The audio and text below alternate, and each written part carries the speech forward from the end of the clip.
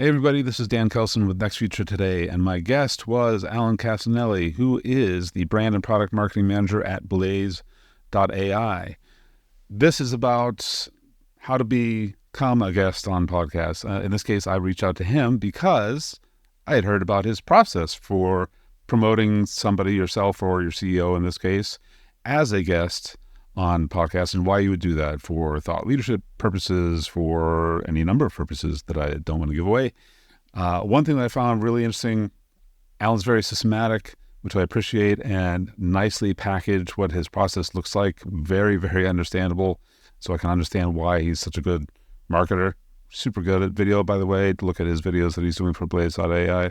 He works for a company that has two entirely different products, which is also, we covered that a bit. One is almanac.io, which is an enterprise wiki, which I'm very familiar with that world from 16 years ago when I first started covering it. And Blaze.ai, which, what do you know, has AI in it. It's around marketing for small businesses and entrepreneurs who want a platform that helps them manage the process of having a digital marketing, social media capability, and publish and create and all sorts of fun stuff.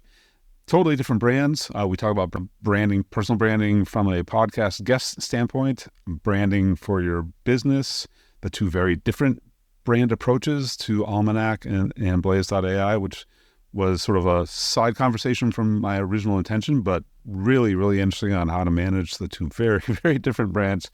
You'll see what we're talking about as we talk about it, and if you hop off to those sites.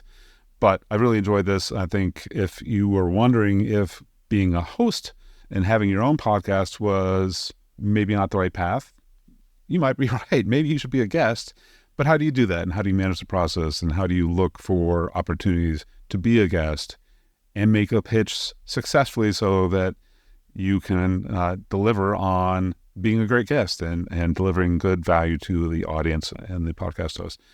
Anyhow, there's a ton, metric ton, T-O-N-N-E, if you don't know how to spell metric ton, that I think you will learn from this, and very understandable. And Alan's a great guy. We had a great conversation. Let's go for it.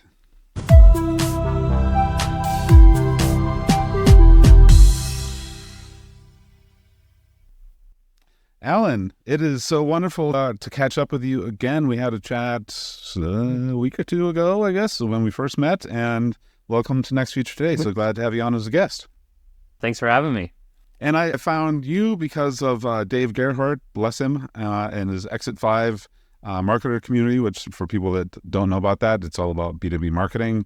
And I believe the tagline is because people don't go to college for B2B marketing, which is sad and unfortunate, but it's apparently the community. I'm not a part of the community, but everything I hear is that it's awesome. And he surfaced your process for how to become a guest, or in this case, how to get your CEO as a guest on podcasts instead of running your own. So hosting a podcast, I started doing this back in 2006. That was 4 podcasts ago. And I really wish I had not stopped because it did awesome things for my career at the time. It is a wonderful way to get known. Guests tend to want to share the news that they have been a guest, and that gets you into different networks that you may not have gotten into. And so there's leverage on both sides, is the bottom line. I think there's an argument to do both of them, maybe not as aggressively as some. I'm trying to shoot for every week or two. That can be a bit of a dirge, and a bit of a grind.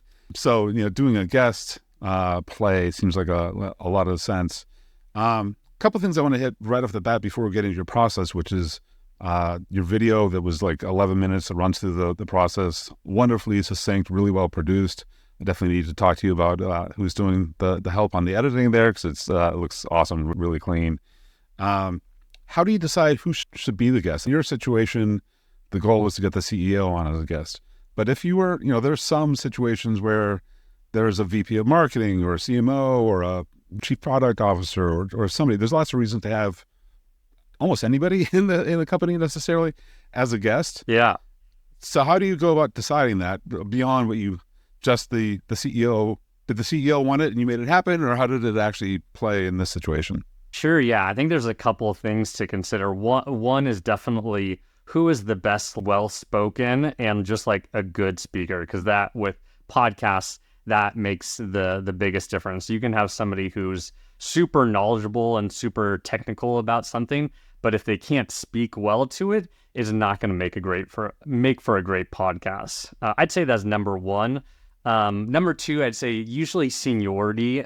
People naturally want to hear from leaders, the people who are in charge. So when I've worked at previous companies, always trying to kind of get the directors, the VPs, not as much the junior marketers or the marketing managers on the podcast. Some podcasts maybe. And then a third thing to consider is just, do they have the capacity to be on multiple podcasts? That was one of the kind of issues, kind of potential issues that ran with my CEO, is that he is a very busy person. His calendar is jam-packed. And so, and oftentimes moving around.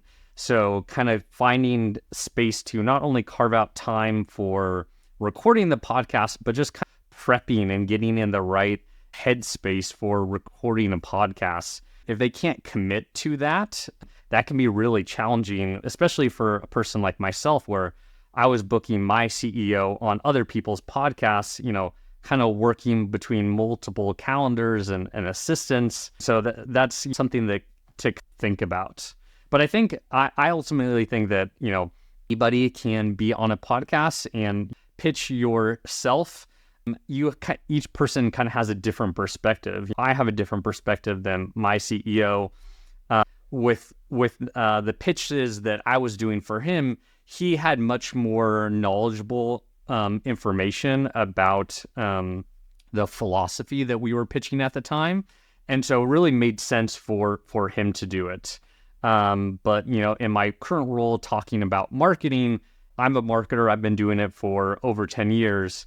My CEO is not a natural marketer. As a CEO, you have to do lots of sales and marketing, but maybe not the best person to talk about marketing best practices.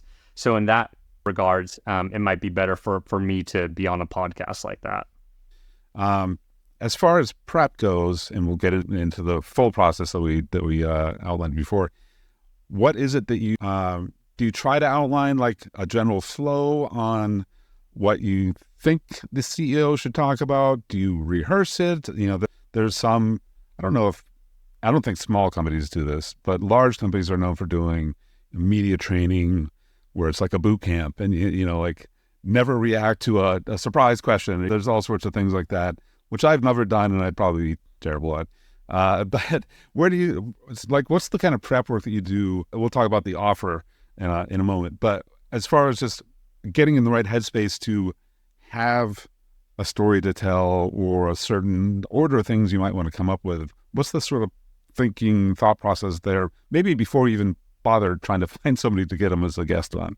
Yeah, I think, we've worked with several PR agencies where they have prepped the CEO with kind of like a media document of like, here's what this podcast is about, or here's who this journalist is, here's kind of what they cover, and maybe some recent articles.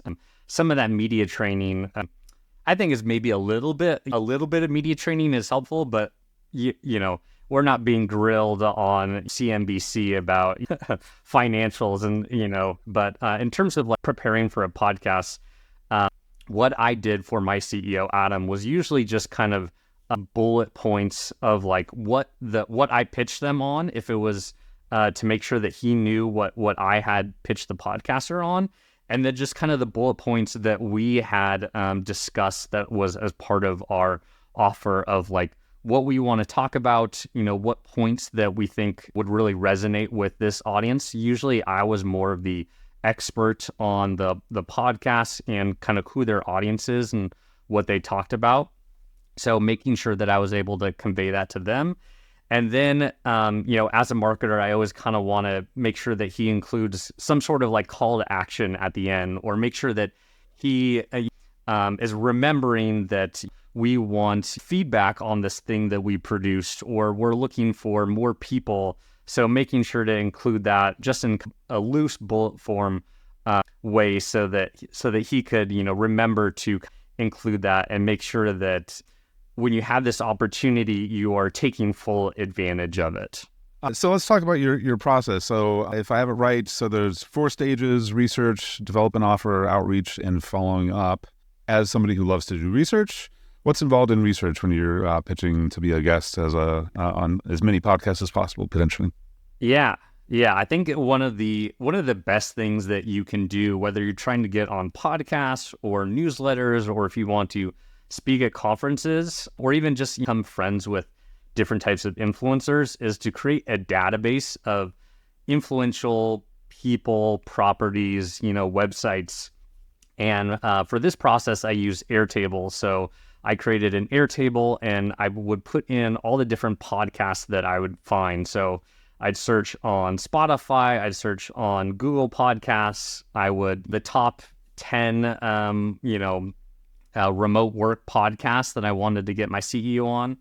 I even used AI tools like ChatGPT to see if they would kind of give me a different perspective and say, hey, can you give me, podcasts that have, published recently and are around this topic. And so you kind of take all these different ways of kind of collecting different podcasts and put them into a database. And the database is really key for, number one, just kind of keeping organized, because as you kind of go on this podcast outreach journey, you'll get, maybe colleagues, a salesperson say, hey, I heard this podcast, we should reach out to them, and to put it into the database so that you can kind of keep track of who are the ones that you're trying to reach out to, who have you contacted, where is their contact information? Because really, I think this database is really a great thing for any marketing person to have for kind of the lifespan of you working at a company, so that the next time, today you might be reaching out to be a guest on the podcast, but maybe in 6 months you have a product announcement that would really resonate with their audience, or something, or some sort of other types of news. And to have that kind of historical knowledge of, all right, in December we reached out about this and they were really responsive. Or, in February we were on this podcast and it didn't go well, so let's not reach out to them about our next thing. So I think the research is really great to keep organized, and it helped me do this as like kind of a multi-week project, where each week I was adding in new podcasts and gathering information about them, because there's so many podcasts out there. You're not going to find them all in just 3 hours of work. And there's within kind of like the niche, there's different kind of angles. If you were I was trying to get my CEO on a bunch of remote work podcasts, but also found that, HR and people ops podcasts talked about this area too. So that was a whole nother group where next week I say, this week I'm going to get remote work podcast. Next week it's people ops.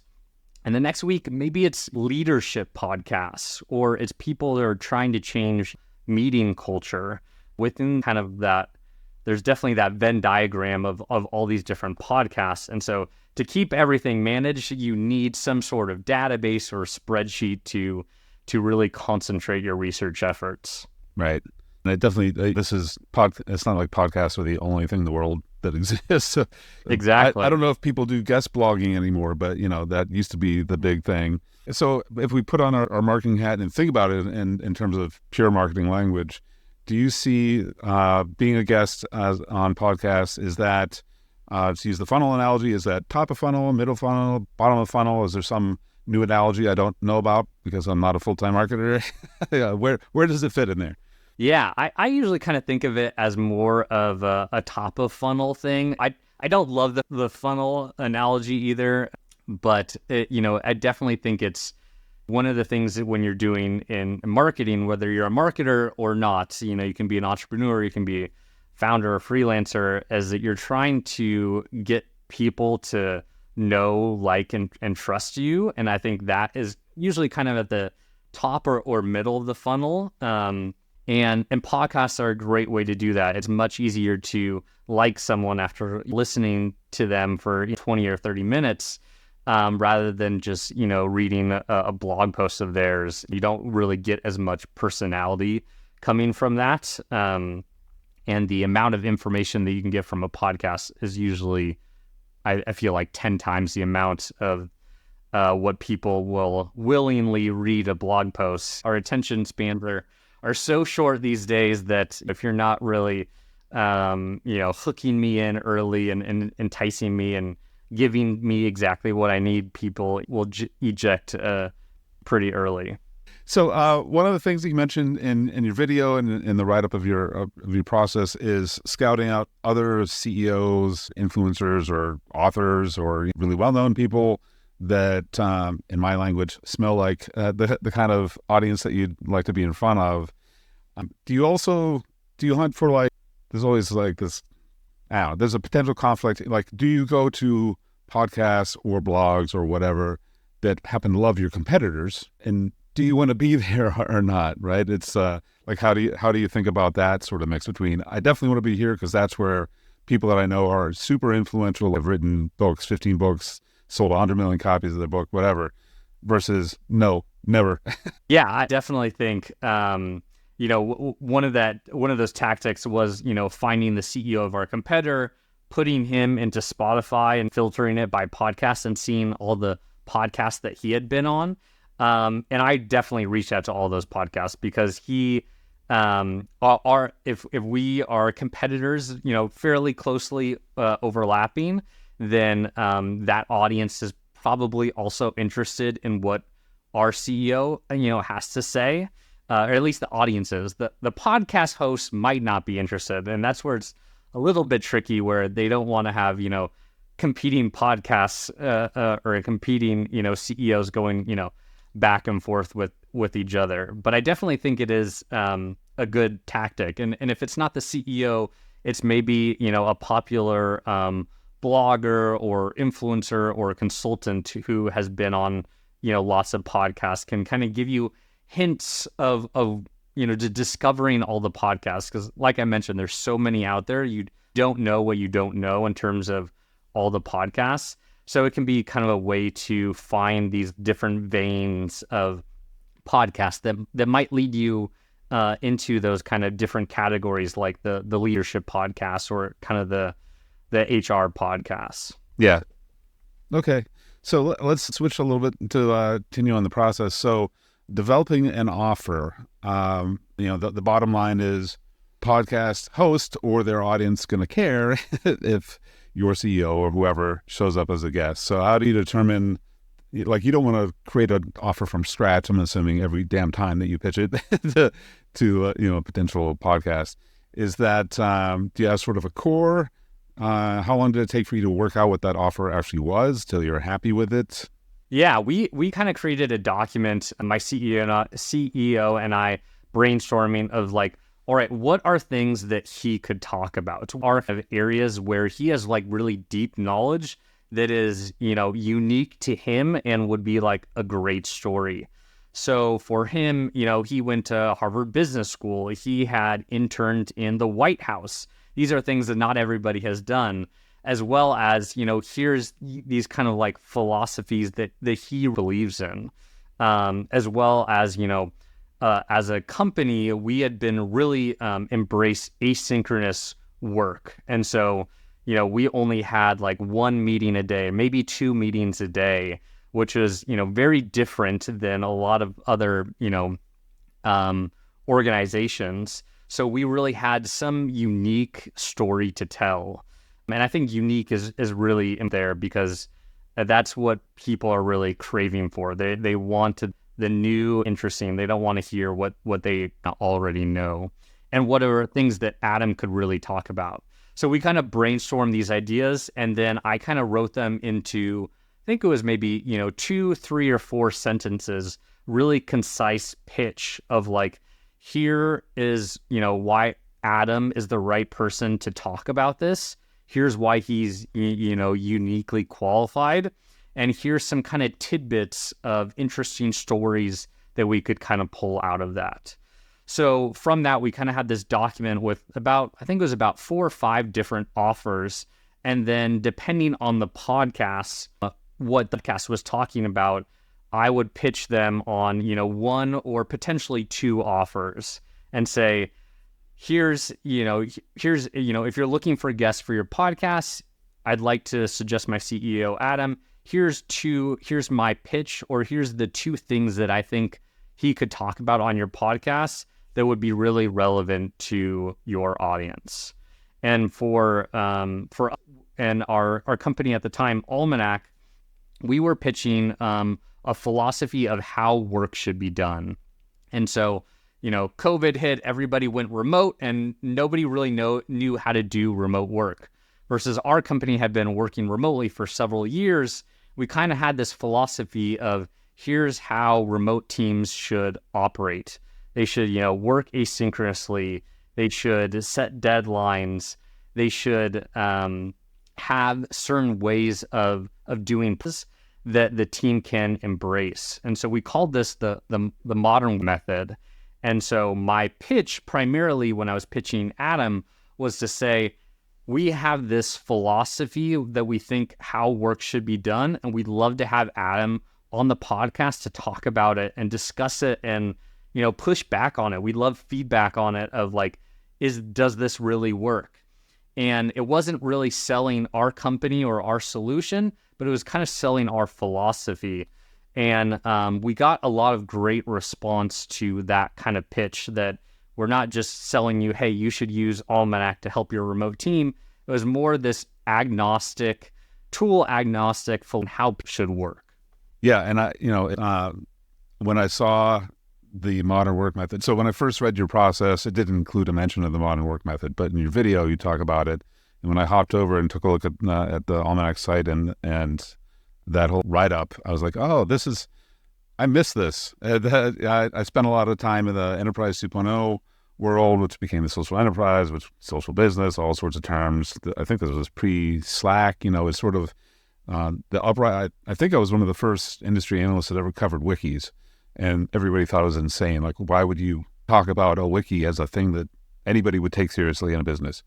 Yay, I was 10, 20 years early on that one. So, sometimes it works out. But reading that philosophy, I was like, oh, this feels like 37 Signals, or have you ever read the book Wiki Patterns, or the site that used to exist for the book? No, I Sadly, haven't. The site doesn't exist anymore. The book is way out of print, but pattern language stuff was a big movement there for a while. It came out of wikis. And like, what are the roles that you should have, that you should watch out for?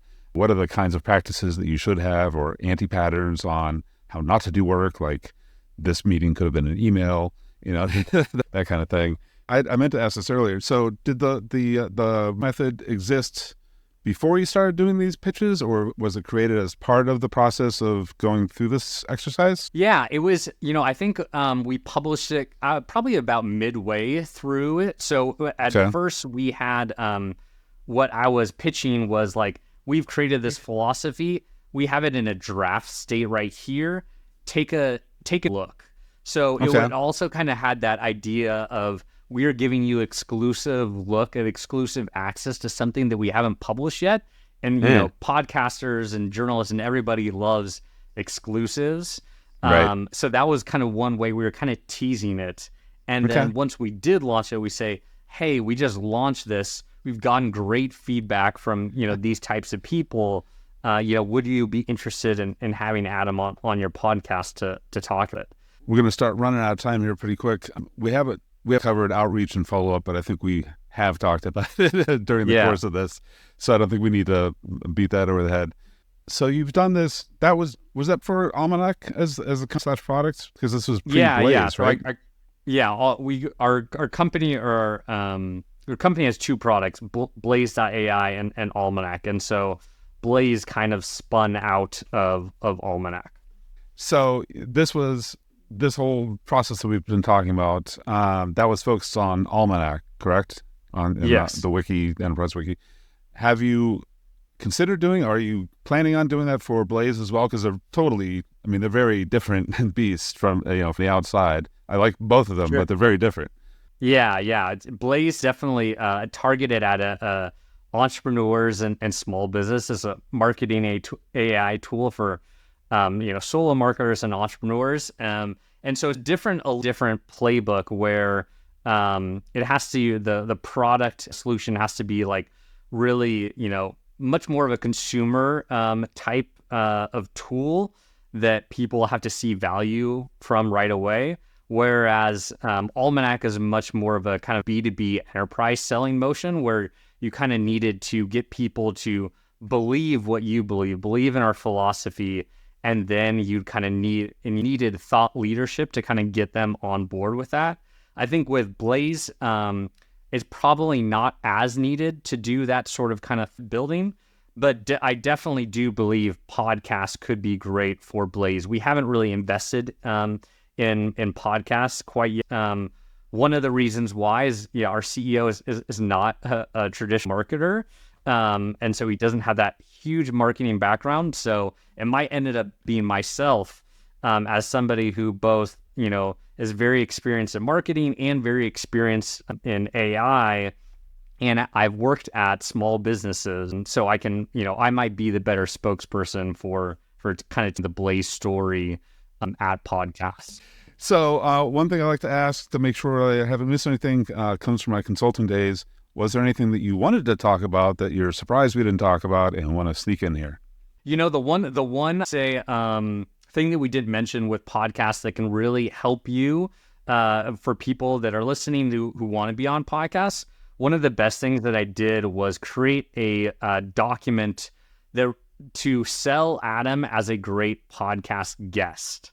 So I had seen somebody else do something like this with like a website, but what I created was essentially like a public Google Doc that said, here's Adam, here's why he would be a great guest, and here are, the 5 different things that he can really talk about. Here's examples of him being on other podcasts, and here's things that would help you, promote the podcast. Here's his social media profiles, here's his photo, here's a photo of his cute new puppy that he just got. And I think this document, I'm going to link to the document in my outreach email so that if they were interested in Adam, it really just made it much easier for them to say yes, where they would have confidence that this is a guy, he's been on podcasts before, he knows what he wants to say, and it won't just be, a rambling conversation. It's very intentional. And so this, I included this doc in my outreach, and I got so many people saying, this was awesome. This made my job so much easier. It made me easier to say yes to Adam. So that's my kind of one little hack that I'd recommend if you're going to pitching yourself or your at your company to be on podcasts. Yeah, awesome. So for people who want to put anything that we've been talking about today into action, what's the one thing you would recommend they do today to create their next feature today? Yeah, I'd say my piece of it would be to send the email.